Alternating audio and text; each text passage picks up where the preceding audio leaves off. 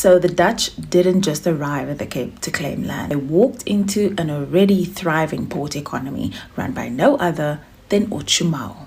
And for years, there was a fierce, quiet battle at the shoreline between Jan van Riebeeck and the man he couldn't control. This was in part the story of colonial history that they tried to erase. Because Otjomao wasn't primitive, he wasn't a coastal scavenger, despite how early colonial records had framed him. By the 1630s, he had already traveled to Java to learn various European languages, including Dutch. He was observing, calculating, and preparing. By 1638, after being on Robben Island and with help from the English, he returned to the mainland, where he set up a proto-port in Table Bay. This was long before Jan van Riebeeck even showed up. Otjomao had already facilitated trade, managing logistics, and leading a thriving Camissa-based community. In short, he ran the port. But in 1652, that all changed. The VOC, armed with a mandate from the Dutch State General, established a permanent settlement. They didn't build from scratch though. They just took over an existing port operation. Otjomao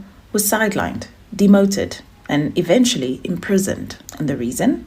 Power. Jan van Riebeeck wanted complete control over trade and water, as well as cattle. And he saw Otjomao, with his ties to the English and his knowledge of the land and the people, as a threat. In 1653, a year later, a Dutch shepherd was unalived and a herd of VOC cattle stolen. It became a cold case because there was no relevant information connecting it to Otjomao. But 5 years later, Van Riebeeck revived this case. To neutralize Otjomao, he used his own interpreter, Doman, to extract a one-sided treaty from the Gorongaikwa and the Gorakogwa, blaming Otjomao for everything and forcing submission. That move shattered his resistance for a little while. He escaped to Saldanha Bay, seeking protection from the powerful Kogokwa.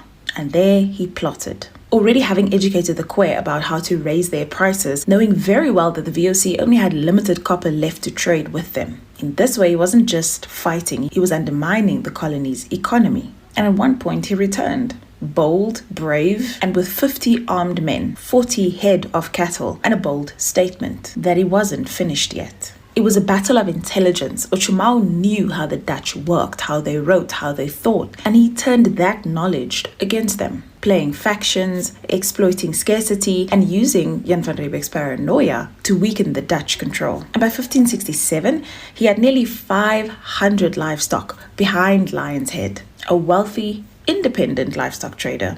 Once again, the man Jan van Riebeeck couldn't erase. This was strategy, diplomacy, and survival. Otjomao was the first African leader at the Cape who challenged the European colonial power.